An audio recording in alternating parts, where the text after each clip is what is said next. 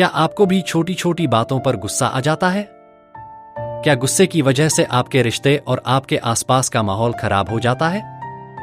अगर हां, तो यह कहानी आपके लिए है। यह कहानी एक साधु और एक गुस्सैल युवक की है, जिसने 3 दिनों में सीखा कि गुस्से पर काबू कैसे पाया जा सकता है और चुप्पी की ताकत को कैसे समझा जा सकता है। आइए इस प्रेरक कहानी के माध्यम से जानें कि कैसे शांत रहना न सिर्फ हमारी ऊर्जा को बचाता है, बल्कि हमें जीवन में सही फैसले लेने में भी मदद करता है। कहानी का हर पल आपके लिए एक नया सबक लेकर आएगा, जो आपकी सोच को बदल सकता है। तो बने रहिए हमारे साथ और पूरी कहानी सुनिए, क्योंकि यह सिर्फ एक कहानी नहीं, बल्कि आपके जीवन में बदलाव लाने वाली सीख है।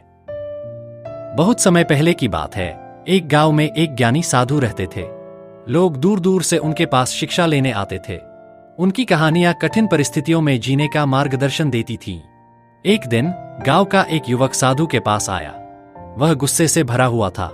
उसने कहा, साधु जी, मुझे छोटी छोटी बातों पर बहुत गुस्सा आ जाता है। मैं लोगों को बुरा भला कह देता हूं।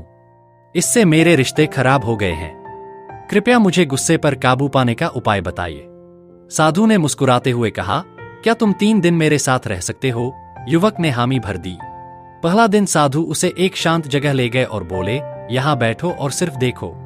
युवक ने आसपास देखा। लोग आ जा रहे थे, पक्षी उड़ रहे थे। शुरू में उसे अजीब लगा, लेकिन धीरे धीरे उसने इन छोटी छोटी चीजों में गहराई महसूस की। उसे समझ आया कि बिना बोले भी बहुत कुछ सीखा जा सकता है। दूसरा दिन साधु उसे एक नदी किनारे ले गए। बोले, इस नदी को देखो। यह बिना बोले बहती है, लेकिन कितनी शक्तिशाली है। इसे अनुभव करो।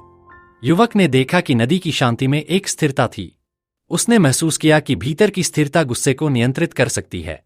तीसरा दिन साधु उसे एक ऊंचे पहाड़ पर ले गए। बोले, यह पहाड़ सदियों से खड़ा है। न यह हिलता है, न बोलता है।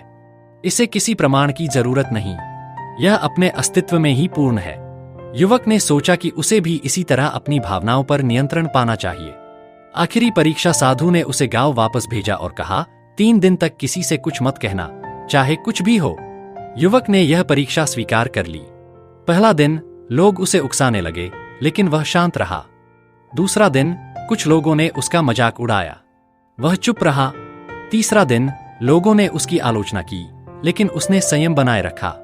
3 दिन बाद वह साधु के पास पहुंचा। उसने कहा, साधु जी, मैंने परीक्षा तो पूरी कर ली, लेकिन क्या हर बार चुप रहना सही है? साधु मुस्कुराए और बोले, चुप रहना हमेशा जरूरी नहीं, लेकिन यह जरूरी है कि बोलने से पहले सोचो। गुस्से में बोले गए शब्द हमारी ऊर्जा नष्ट कर देते हैं। चुप्पी से हम अपनी ऊर्जा बचाकर सही समय पर सही शब्दों का इस्तेमाल करना सीखते हैं। साधु की यह सीख युवक ने अपनी जिंदगी में उतार ली। अब उसका गुस्सा कम हो गया था और लोग उसकी नई समझ की प्रशंसा करने लगे। निष्कर्ष, गुस्से पर काबू पाने का पहला कदम है अपने मन को शांत करना।